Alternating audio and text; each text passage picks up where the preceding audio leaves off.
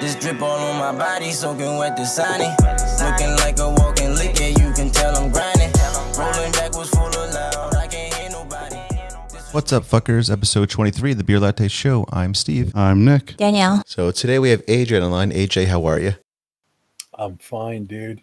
I'm raring to go. I've been trapped since the last week of January, and any question you want to ask, I don't give a damn what the topic is. So let's get into this book I heard about. Which one? There's three of them. Okay, so the one that I want to hear about is, what was it called? The Human Quantum Leap. Yeah, the human quantum leap. That You want to talk about Josh? Yes, please. Let's start. Well, be careful what you ask for. I'm asking. Yeah, we're all in. In UFO culture, the culture itself is all about finger pointing at government, saying they're covering this up and they're covering that up and whatever and whatever. What I say to people is, and this is why I'm not big in UFO culture, my response is, what do you want to know? If I know it, I'll tell it to you. All right. Oh, wait, let's back up. So where do you get your what's your background? My background, I started off in the Marine Corps. When I left the Marine Corps, I became a paralegal. I specialized in sports and entertainment law. That became tedious to me. So I went off to Southern Illinois University. I earned bachelor's degrees in broadcast journalism and public administration. And then I earned a master's in mass communication and media art. Well-rounded gentleman. Well, I'm going to jump right into those three videos that the Department of Defense decided to finally admit to being real, as far as them, they're actually from their planes or whatever. Right, and they are. I mean, you can see the pilot trying to lock him up with his radar, trying to get a radar lock on the target. Yeah. Yeah, it was so obvious, and I don't even know why it circulated the internet saying it was fake for a while, because it looked pretty damn real and pretty damn obvious it was real, based off like you said. You can't fake that. That's impossible to fake. I mean, people think that you could go into a gamer program and come up with something similar, but game programs don't look like that. No, not like that. The reason it looks the way it does is because it's a forward-looking infrared. Right. So that's what he was locking up on, and obviously the guy was having a good time too. I mean, he was just freaking out. Yeah, that's what I didn't understand, their reactions. Like, is that you think it's like a nervous laughter, or why are they so excited like that? I'd be screaming. Let's try it this way. You've heard all about aliens probably your whole life. What would happen if I actually introduced you to one? I'd be so happy. Really? I think so, unless it really wanted to hurt me. Most people would foul their shorts. Yeah, I guess so. Yeah, I'd probably be pretty scared. Right. So it's the same thing. Also, you're talking about pilots who are trained constantly for combat. Okay, so they're assessing a threat, and the thing doesn't do anything threatening. So what did you want to know about that? Okay, so I said that we just did a podcast on this last week, and my question was, why now? Why are they coming forward now from 2004, 2015, and why now, and why during this time? Like, why do you think? Why is the Navy releasing this now? Yeah. Oh, they're running out of options. You see, the internet is a security threat itself. There's no way that enough people get access to this information that they can contain it. Okay, and containment requires a great deal of effort.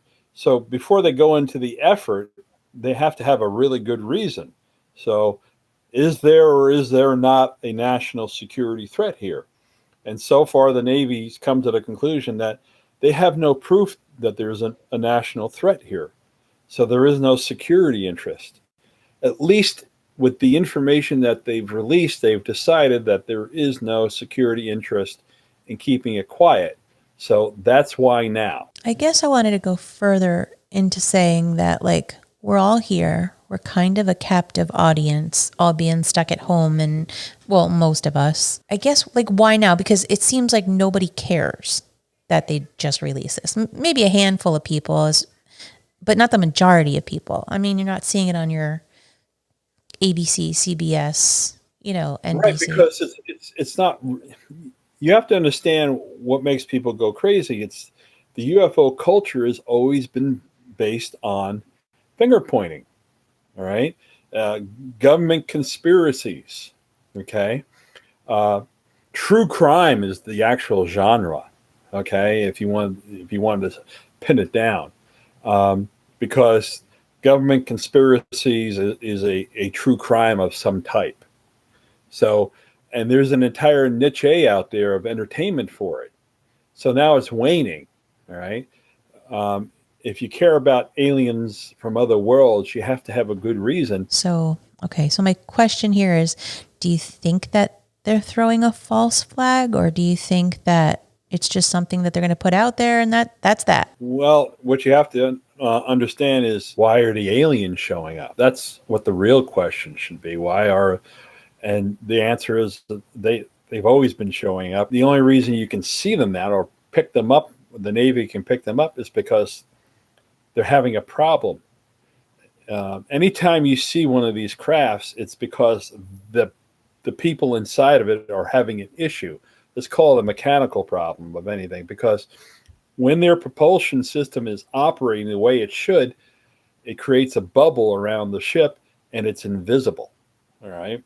So if you can see it, they're having problems. And in the past, one of the ways that they have solved their problems is by feeding water off the ocean, because there's all kinds of chemicals in there that they can make use of. So they just, and that looks to be when at least the one they showed last year, they came up upon one of these crafts that was hovering close to the ocean and just bringing up water. So you're talking about a ship that has a problem and they're trying to fix it. Interesting. How do you know that they're able to, the propulsion system makes like an invisibility cloak, I'll call it, around their craft? Well, I met Josh when I went into boot camp in Paris Island back in 1980, and we got along for a really strange reason. They give you a test on the way in to the military. I think it's called an ASWAT or something like that. Anyway, I scored at that time. It was like a regular 100-point test. It's different now. But what that score meant, at least in my case, was whatever percentage you got on the test means that you scored that percentage above everyone else who had taken the test before you, either that year or the last 5 years or the last 10 years or whatever. And on that 100-point scale, I had scored a 92. Okay. But I went to St. Joe's in Toms River, New Jersey. So I was a high scoring student. When I got that 92, I didn't register a clue with me until I got into boot camp and found out that I couldn't find anyone who had scored over 60. And right, until Josh came along. So first we were in the same series, and then he wound up in my platoon when they rotated. They would rotate recruits who weren't getting along with their drill instructors at some point. It was like 2 or 3 weeks in, so they'd rotate him to another platoon, and he wound up in my platoon. And as soon as he found out that he scored like a 96, and as soon as he found out that I scored above 90, he wanted to be friends. Okay, but Josh was a gung ho Marine, and he was totally mental, but he was wicked smart. He joined the Marines to kill people, And why would somebody do that? Well, because Josh was a sociopath. And one of the things that Josh was really good at doing was keeping his mouth shut. That's a good trait to have. Right. Well, when Josh was sober, he was like talking to a brick wall. And Sounds like fun. right. Now me, I only lasted a year in the Corps, and that's because I injured my back during a training exercise. Okay. But Josh went off to military intelligence. And he went into the dark side of military intelligence. And what happened was, I think at either the end of the first Reagan administration or the beginning of the second, the unit that Josh was a part of was dissolved. It was, I don't know, a Cold War benefit or something. I don't really know what the reason was. So they had to find something for Josh to do. And he wound up according to him, he wound up bodyguarding somebody from another planet, according to Josh. So I was the only friend that Josh ever had, as far as I know. And I would go down to D.C. from, New Jersey and other places just to drink it off, because he was in barracks at D.C. He would just get dispatched all over the world from there. And as soon as he started drinking with me, he started talking. Now, as a journalist, I had no interest at all in UFO culture. Like I said, it's finger pointing, but I mean, if you're talking with an actual alien from another world, well, I want to know how they go from point A to point B. Okay, and why is point B planet Earth? And anything he could tell me about why, who, what, where, why, and how they do it, those were my questions. All right. And so I know how their propulsion systems work. It's beyond us, but I know how they work. Is it still beyond us? Oh, yeah. It's way. I mean, the reason they don't talk to us or make themselves well known is because now they don't think about us as the chimpanzees out in the woods. That's not how they view us. They view us as a sanctioned race. Okay. But you have to understand that they are as far above us as we are above those chimpanzees in the jungle. All right. And we are an extremely primitive culture from their perspective. And that makes us very dangerous.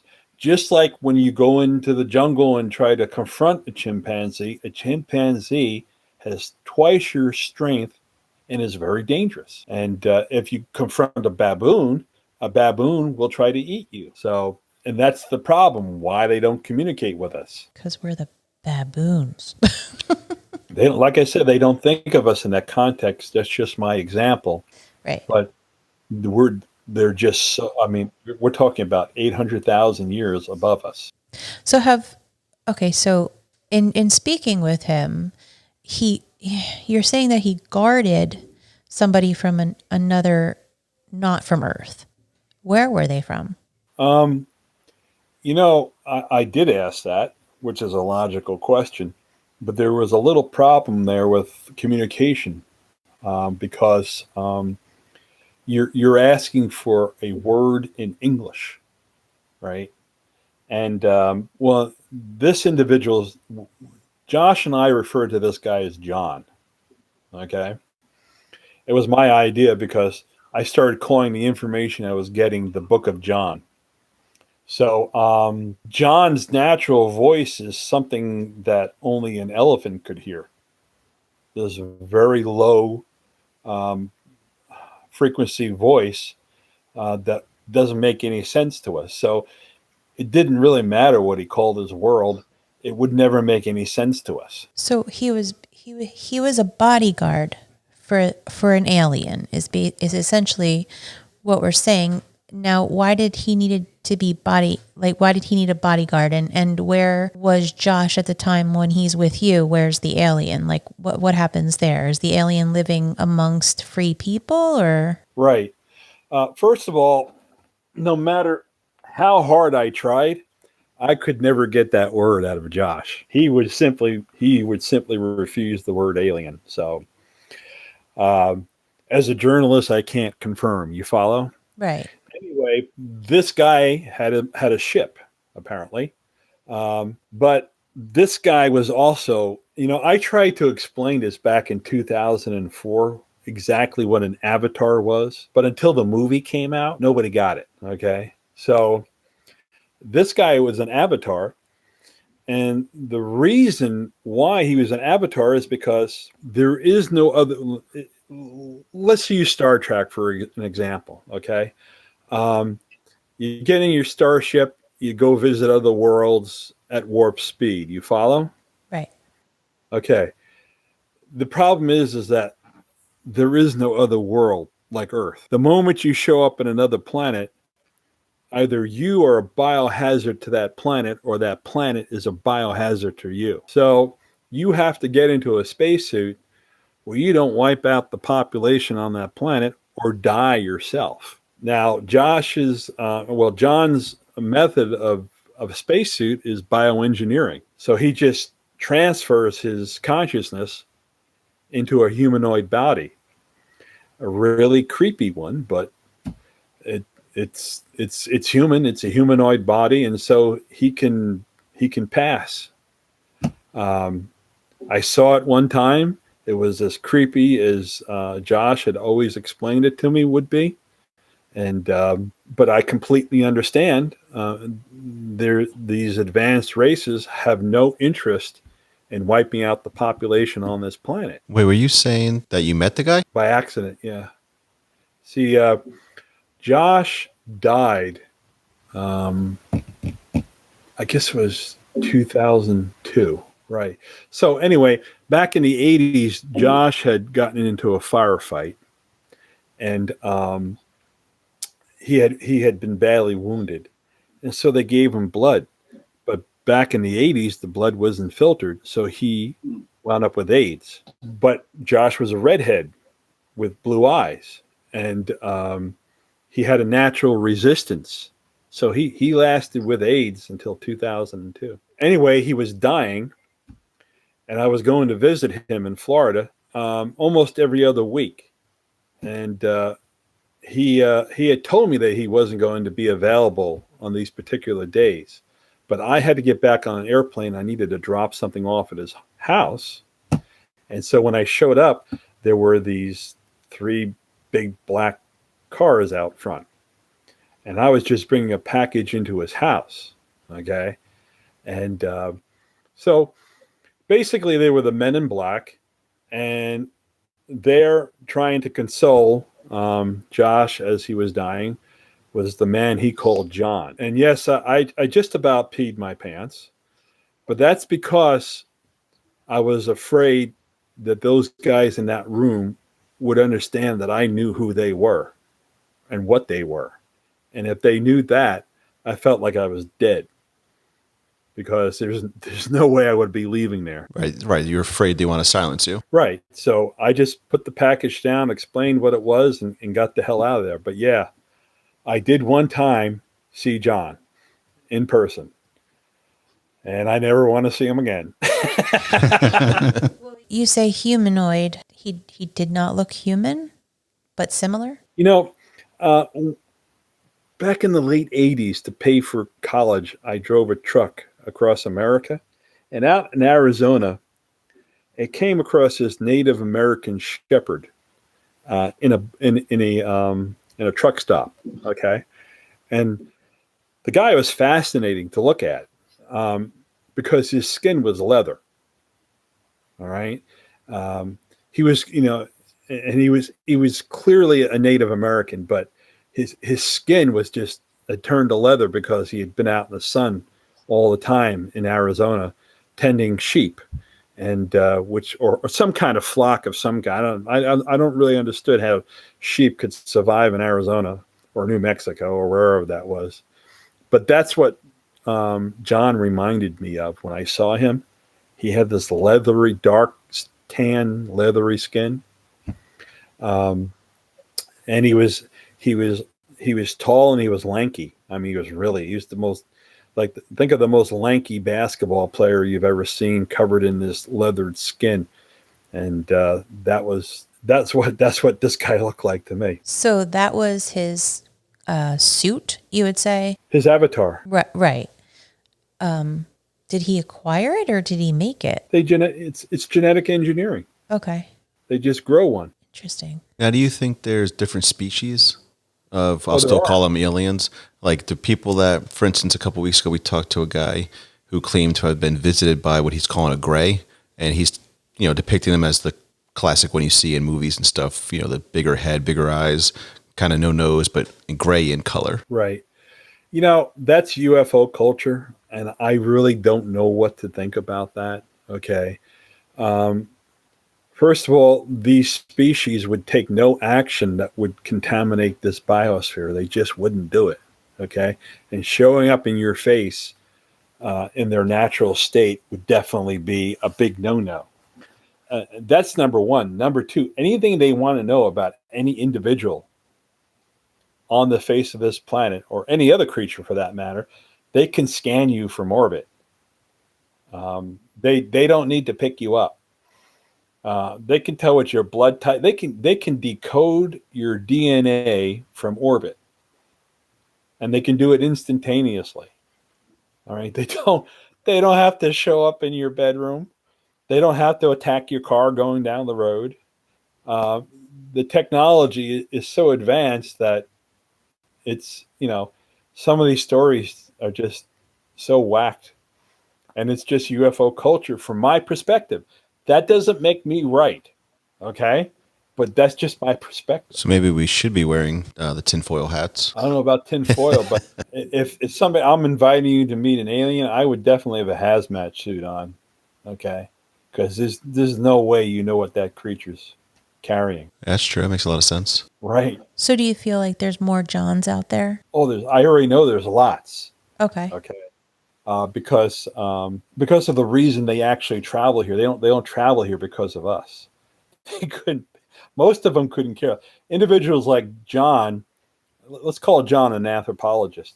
I mean, Like the way. E.T.? No, he was A horticulturist. Sorry. right. He was he was into plants. Right. Anthropology is the study of culture, and even though these people are advanced and everything, they don't remember or don't have records of what their culture was back when they were like us. So they just observe us to see themselves back in the day. But even that group is an extreme minority. I mean, Josh said there was maybe a half dozen of them different, but he knew that there were many, many other races, but the reason they travel here has got nothing to do with us. Did he mention what the reason was? Yeah, but you three have to be absolutely certain you want to hear this answer. Oh, I want to hear the answer. I'm beyond certain. Okay. They travel here because of our solar system. Okay. And why would they do that? Well, in order to explain that to you, I have to explain about their propulsion system to you. Okay? And how it operates. Do you know what a stellar core fragment is? Of course. No. Okay. A stellar core fragment is when a star goes supernova and begins to turn into a quasar or even a black hole. Okay. In the initial explosion, a lot of that material gets pushed out into space. You follow? Yeah. That makes sense. Right. So, and it is that material that they use to propel themselves. The problem is that material is so dangerous. All right. We're talking about something the size of a dime that weighs the entire amount of everything on the island of Manhattan. Imagine compressing everything that's on the island in Manhattan into a size of a dime and how much that would weigh. Wow. Okay. How is that even possible? Well, stars do it. That's what, when you see an illustration of a black hole forming, that's what's happening. All the matter is compressing in. All right. Right. So anyway, not to get detracted here because I almost changed the topic again. So they know how to gather this material. All right. And they know how to handle that material so as to place it into a propulsion system that allows them to create a bubble around their ships, you say. And what's different about that? Well, see, it's a one-dimensional bubble, and that's why we can't see it. The human brain cannot think one-dimensionally. But the first dimension, we live in dimensions 2, 3, and 4. The first dimension, the process of everything that we see in three-dimensional space originates in dimension number 1. And so the expansion of dimension number 1, let's call it a leak or a balloon, okay, out of the first dimension is the universe in which we live. And the entire process of what we call gravity is the tendency of three-dimensional material returning to the first dimension. And that's what gravity is. It is the collapse of all the material that we know, including ourselves, back to the first dimension from whence it came. So you take some stellar core fragment material, you build a ship that you can use this material with, you generate a one-dimensional bubble around your ship. Now you're in orbit around a planet, and you want to go from that planet to another planet. So you're going to use your instrument, your navigational instruments, and you're going to read two things. One, you're going to read the star that the planet you want to go to is orbiting. You're going to read that through three-dimensional space because every star, there's no two stars that are alike, and everyone has their own signature. Okay? So the first thing you're going to search for in the gravity well of the planet you're orbiting is that star's signature. Then you're going to search for the gravity well of the planet that you want to go to. And once you have these three things, you can literally fly into the planet that you're orbiting and fly out at the planet you want to go to. It's called a one-dimensional jump. Is that like magnetically, or are you, how does, I'm lost. Right. This is not easy science even for me. I have to read my notes just to remember all this stuff. And I got to tell you that thinking one-dimensionally, it gives you a headache. But the thing is this, anything and the one-dimensional is a subatomic particle. And at the subatomic particle level, there are no solids. There's nothing solid. So you're literally flying through nothing solid and coming out back out. So you're leaving one-dimensional, you're leaving three-dimensional space, you're going into the first dimension, and you're coming back out again into three-dimensional space. I can see why they're way further along than us. Right. So that was my actually first big question that I wanted Josh to answer for me.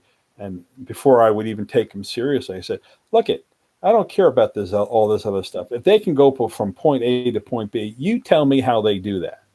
And then I'll believe you. All right. And this stuff is way beyond Josh. So when he took me through the process, and there's a lot more to it than what I'm telling you right now. When he took me through the process, okay, it's the only time we had a conversation about this subject matter when he was totally sober, because he couldn't remember it all when he was drunk. That makes sense. I lose a lot of memory when I'm drunk. Today is part 3 of Jersey Cyclone Brewing. We have the remaining 4 beers. First up, we have Wit Happened, which is a 5.7% Belgian wheat ale. It smells different. I like it. Yeah, I actually really love that taste. It's kind of crisp. I'm not too sure what it is. I find it like not so crisp, but more smooth, and I like it. Certainly smooth, but I'm trying to figure out what the aftertaste is. It's good, but I don't know what the fuck it is. I don't know either. Like an orange peel or something? Just kidding, I read that. That's awfully specific. Yeah, Totally something citrusy. yeah. I mean, it smells very good, and it does have like a nice citrusy, to me, crisp taste to it that makes it really refreshing. Yeah, I'm so often used to the fruity beers that at first smell I was already thinking I'm not going to like it. However, it proved me wrong. It's actually pretty, really good. Yeah. Usually with that kind of beer, I don't like it too much, but I like this one more than the others. Yeah, it's flavorful, real flavorful, real smooth. You know, I would actually order this at the bar and have a great time. Yeah. Well, Danielle, on a scale of 1 to 10 hops for wheat beer, or actually we should go with a Belgian style wheat ale. I will go with 7.6. So you're definitely a fan. Yeah. Yeah, it's good. Nick, what are you thinking? I'm at a 8.3. Wow, Nick actually likes it a lot. Yeah. This is really good. I was going to go with like a 7.3, which still to me feels high, just high enough. And next up, we have Storm Tactics, which is a dry stout, which is black in color, and by far the lowest percentage alcohol of any dark beer I've seen at 4.7, which is interesting. That's really low. Smells amazing. It's like light beer When percentage. When I like looked in the glass to me, it almost looked like the beer was gonna move like molasses. Yourself looking back in the mirror. Yeah, no. Yeah, I thought it was good. It's so good. Very caramely in smell. I smell coffee. Caramel coffee. There we go. What's in it? I still kind of taste coffee, Yeah. Oh, you do? Yeah. I didn't taste it. like a hint. Oh my God. You know, I don't know what this iconic beer style is because it never says what it is, but you know, it's got roasted oats in it, Roasted oats? adding a beautiful, warm, toasted, and nutty note. I can see that. It does smell warm, strangely. Oh God, it's so good. That is a strong aftertaste. It's strong, right? I like strong Yeah, aftertaste. it's a strong taste to it, especially for being so low on percentage. It's confusing. But what it doesn't have, what I usually think when I drink a dark beer, is the like, bourbon. yeah, that bourbon, or like it doesn't taste like it might have been aged in a barrel, which I feel like might also increase definitely. the percentages. Yeah, definitely not with this percentage, but it is. I don't know. Which makes me actually kind of like it more, It's so good. because when it's aged in a bourbon barrel, it kind of like hurts my stomach a little. Everything hurts your stomach a little. True. Yeah, this is flavorful. Like, Yeah, there's and a lot you know going what on. it is? It's crisp too for a dark beer. Yeah, usually darks are always like the super like smooth, flat tasting, Yeah. and this one's not necessarily bubbly, but it's like it's just different. Yeah. Oh, I love this one. You know, and I'm We're like- gonna have to go Yeah. back. And like, you know, I'm always not necessarily anti-dark beers, but they're not necessarily my favorite. But this one's different than all of them. All right, Danielle, on your scale of 1 to 10 for your dark scale, your dark loving, you know, dark beer loving nature, I'm going 9.5. Wow. that might be your highest score ever. Yeah. Didn't even let you finish your full sentence. Yeah, she's like 9.5. I really like it. 9. 9.5. Wow. All right. Nick, what are you thinking? 7.9. Wow. Oh, Yeah. drastic difference. I was going to go like a 7.4, which I think is on the higher end of dark beers for me. Yeah, same for me. For this is like, Thinking back on all the numbers I don't remember saying, that's probably up there. yeah. We'll make a list one day. Someone out there, please make the list for us. If anyone's paying attention, please throw us a graph, a little Yeah. pie chart, something ridiculous per each one of Yeah, us. just tweet it at us, or something that just says like every beer and what we've rated it. Next up, we have their version of Altogether beer. Their version of Altogether, which is a 6.5% IPA. Fruity as fuck smelling. I know I'm gonna love it. Doesn't even matter. Yeah, I fucking like, 9. I like the front. Usually they're all white, but I like this. Yeah, a little color in there makes it nice. Yeah, they have some nice some nice designs. Super hazy looking. You just can just smell it. If they made a fucking candle out of this shit, I'd love it. You love this one. This is a good one. Just fucking is there like a real good IPA candle out there?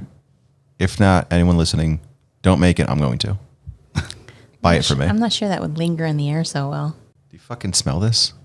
It would Holy be. shit. It wouldn't be IPA. It would be grapefruit because that's how it'd go down. Why'd you keep drinking your fucking dark beer?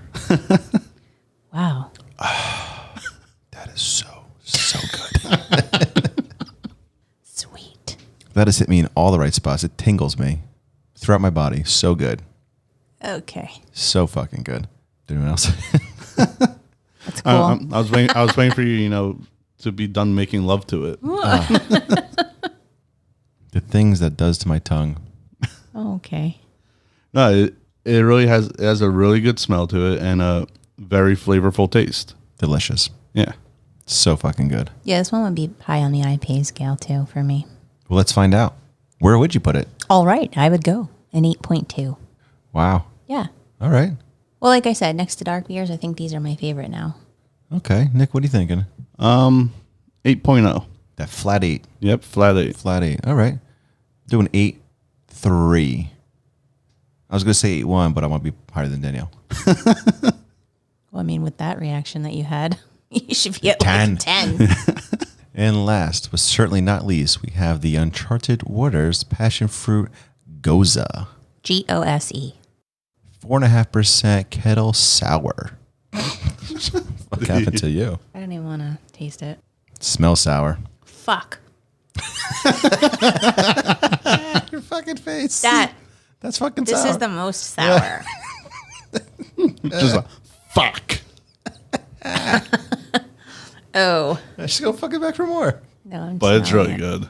Oh, shit. Yeah, it's really fucking good. Oh, that got me right in the jaw. Like, my face is almost stuck. That's fucking sour. These motherfuckers don't fuck Fucking around. Goza.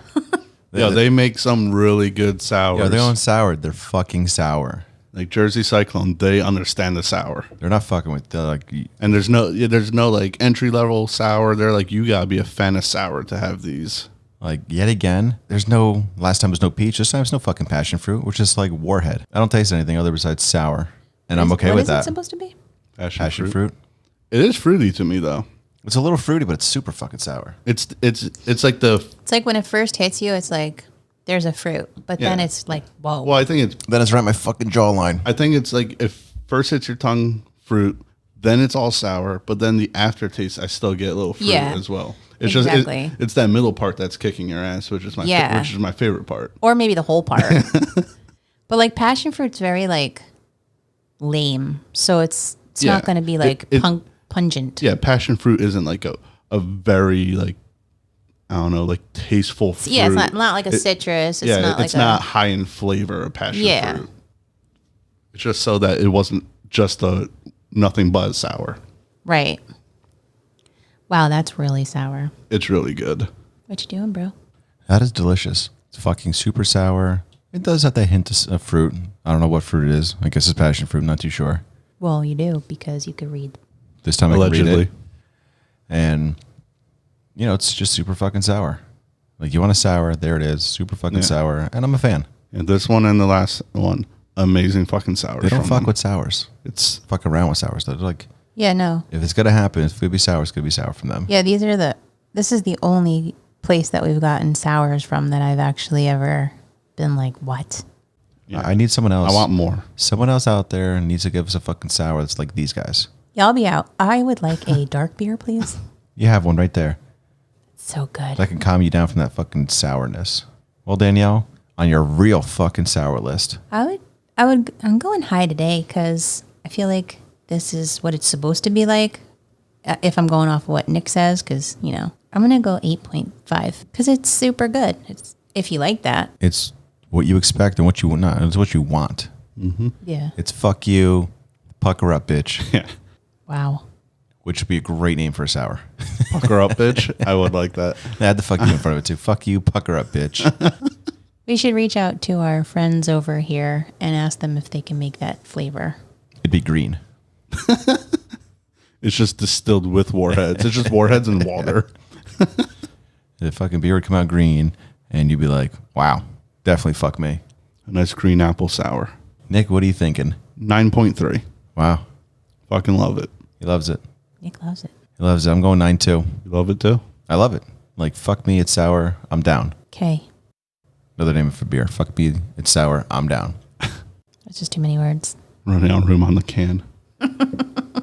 The bartender fills up a crowler, has to write it in, just says fuck me. They're like, are you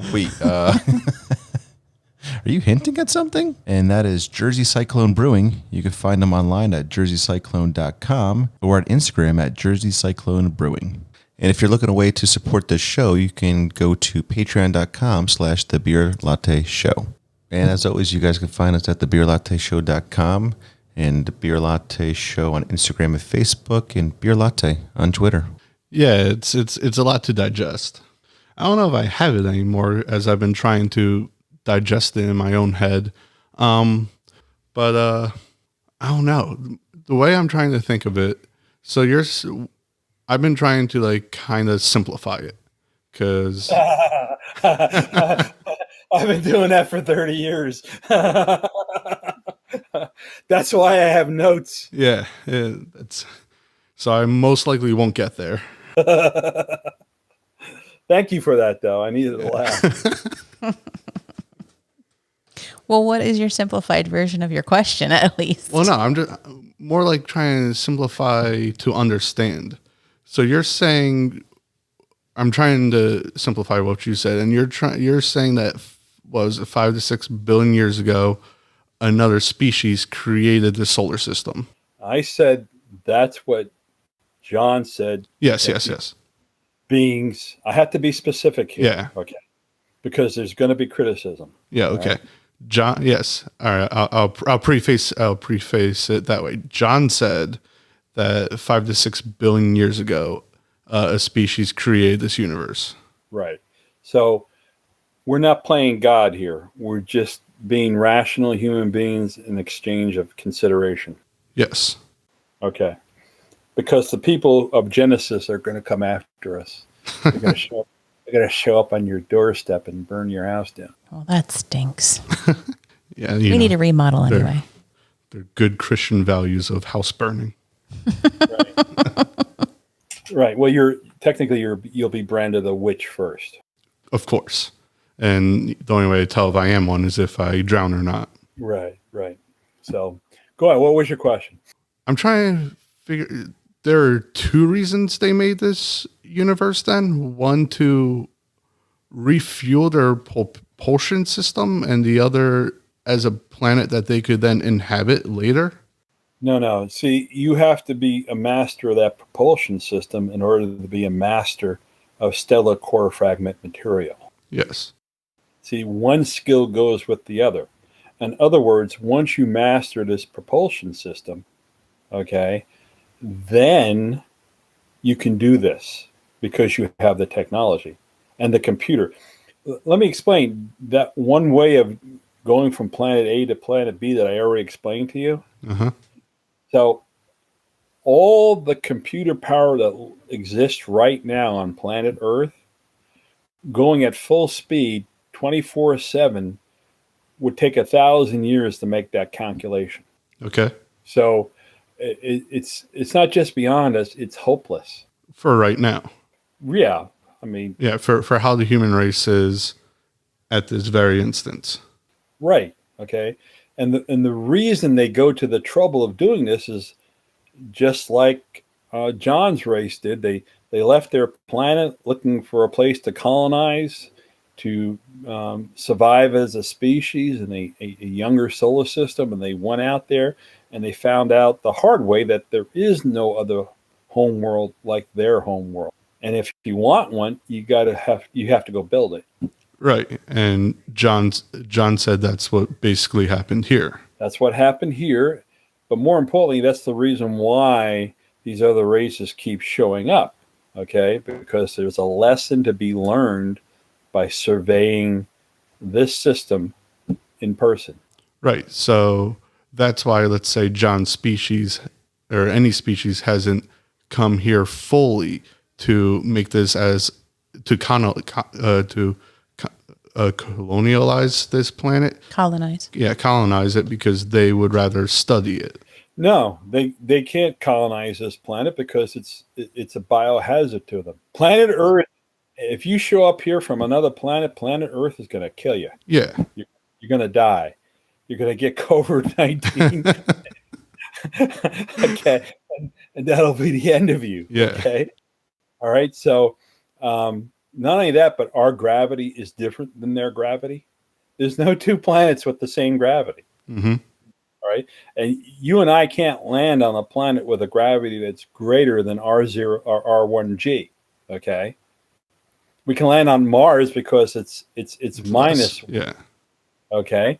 But we cannot go to a planet that is plus 1G because we would collapse. Yeah. Our bones and muscles wouldn't be able to sustain our standing up. They have the same problem. which is why they built the avatars. Right. I guess where Nick is getting confused is, or not confused, but he's just not following, is where you said that they had seeded here and realized that through fossils we were them. Is that what you said? Is that what you're asking? That's an interesting analysis. A Give or very take. right. A very interesting analysis. See, we're on two different sides of the exact same coin now. Okay? Because first you have this original race out there who seeded the oceans, okay? And we wound up as the most dominant species over time, okay? So we look like them and they look like us. And their home world is like our home world. So even though there's a descending percentage at work here, the likelihood that some of them or all of them or some part of them are still here is high. But now you have to get into another area of evolution, which is called non-corporealism. So I don't even know if you want to go there right now because that's a whole other conversation. Yeah, probably not on this one. Yeah, we'll do that. We'll do that 3 weeks from Monday. Yeah. You gotta let the first set of this information sink in. Right. I mean, if you get this thing up fast enough, and I put it on that one website, you're going to have all kinds of stuff happening. So Okay, now I'm kind of lost. So we look like them, they look like us, but his avatar is that's John. Okay. We're talking about John, right? right. John's avatar is genetically engineered to survive in this environment. Exactly. So his avatar looking nothing like him is here talking to us. We have this do we live the same lives? Do we have similar? Okay, so if you want to take it this to a spiritual level, No. and I know you don't, but if No, you no. think about it, it's kind of like that.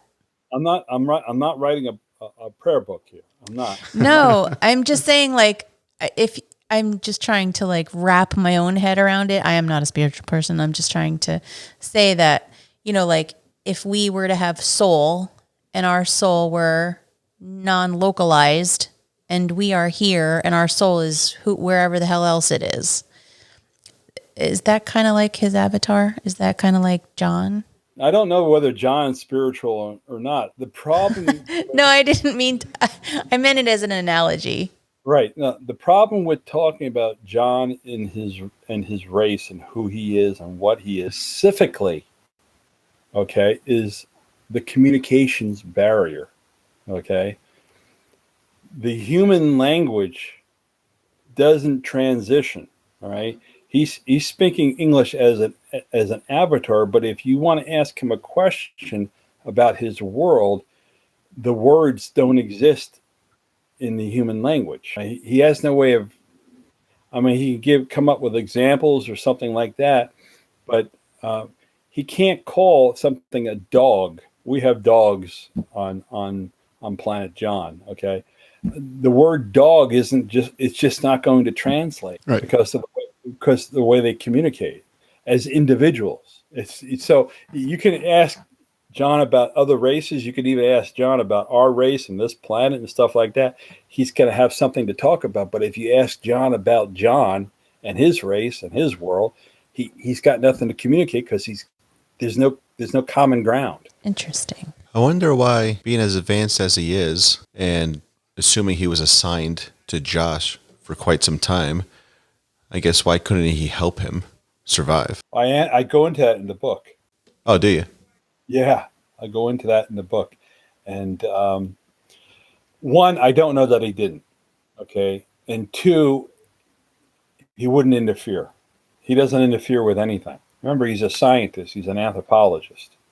Yeah. Okay. That makes sense. Yeah, it's like you don't stop a lion from attacking a zebra when you're Right. looking when you're there, you let Right, nature you're take just its observing course. it all. That's a very harsh and bloody example, Well, but yeah, Makes sense though. essentially, it does right. You don't. He doesn't interfere. Now, I don't know that he didn't.